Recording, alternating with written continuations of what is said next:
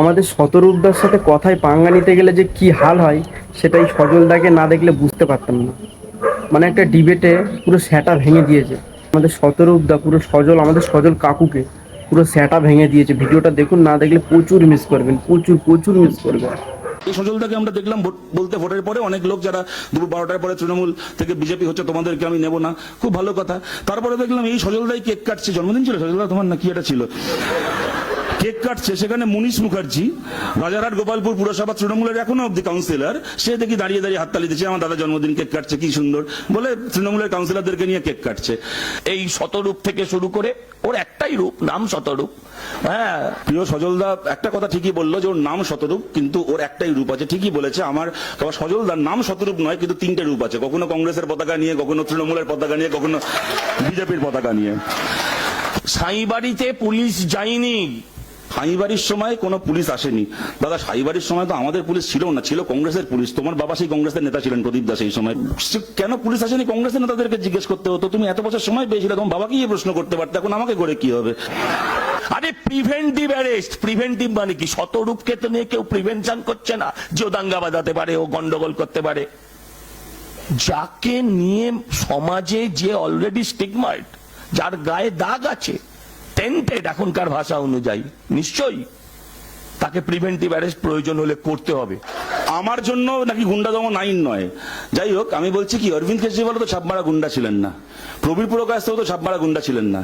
BJP প্রথমে মাসের পর মাস জেলটা খাটিয়ে নিল, তো তারপরে আদালত থেকে রায় হলো যে ওদের নামে মিথ্যে মামলা দিয়ে ওদেরকে জেলে আটক করা হয়েছিল, মামলা খারিজ হয়ে গেল। তাহলে আমি জিজ্ঞেস করছি, আজকে সন্ময় ব্যানার্জির মতো একজন ইউটিউবারকে তৃণমূলের বিরুদ্ধে কথা বলতে গিয়ে যদি জেল খাটানোর আমি বিরোধী হয়ে থাকি, তাহলে বলুন কেন প্রবীর পুরকায়স্থকে বিনা মিথ্যে মামলা দিয়ে জেল খাটানোর সন্ময় দ্বারা বিরোধিতা করবেন না, সজল দ্বারা বিরোধিতা করবেন না? কেন অরবিন্দ কেজরিওয়ালকে মিথ্যে মামলায় জেল খাটিয়ে সুপ্রিম কোর্ট যখন বলে দিল যে মামলাটা জাল মামলা ছিল, মিথ্যে অভিযোগ ছিল, যারা এই কাজটা করলো তাদের আজকে কি শাস্তি হবে? আর তারা যদি আজকে নতুন একটা বিল এনে বলে যে আমরা খালি গুন্ডাদের জন্য বিল আনছি, রাজনৈতিক কর্মীদের জন্য নয়, এদেরকে আমরা বিশ্বাস করবো কি করবো না?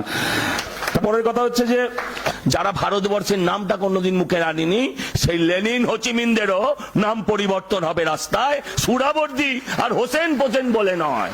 যারা ভারতবর্ষের কোনো কাজে লেগেছে কিনা আমরা সেদিকটা দেখবো। লেনিন কখনো ভারতে আসেননি, ভারতের জন্য কি করেছেন না করেছেন তার নামে রাস্তা পাল্টানো হবে না। আমার 14 পুরুষের ভাগ্য ভালো, সজলদার মতো মহাপুরুষ রাশিয়ায় জন্মায়নি। কেন বলছি, চৈতন্যদেব কোনোদিন রাশিয়ায় যায়নি, চৈতন্যদেবের মূর্তি আছে রাশিয়ায়। সজলদা যদি রাশিয়ায় জন্মাতো, গিয়ে চৈতন্য মূর্তি ভাঙতো। আমার বাবার ভাগ্য ভালো, ও লন্ডনে জন্মায়নি, ইংল্যান্ডে জন্মায়নি। ব্রিস্টলের রাজা রামমোহন রায়ের মূর্তি রয়েছে, যদিও ইউকেতে জন্মাতো, ব্রিস্টলে রাজা রামমোহন রায়ের মূর্তি ভাঙতো। আমরা ভারতীয় হিসেবে আমার গর্ব, এই পৃথিবীতে কোন রাষ্ট্রনেতার নামে পৃথিবীর সবচেয়ে বেশি দেশে রাস্তার নাম আছে আপনারা অনেকে জানেন, তার নাম হচ্ছে মহাত্মা গান্ধী। বলুন তাহলে সেই রাস্তাগুলোর নাম পাল্টে দেওয়া উচিত? মহাত্মা গান্ধী সেই দেশে কখনো যাননি বা সেই দেশের জন্য কিছু করেননি বলে? আমি বলছি আমার 14 গোষ্ঠীর ভাগ্য ভালো, এসব প্রতিভাবান আমাদের সঙ্গে আছে, যা জ্বালার পুরার আমরা পড়ি, অন্ততপক্ষে রামমোহন রায়, মহাত্মা গান্ধীরা এই আপদগুলোর হাত থেকে রক্ষা পাক।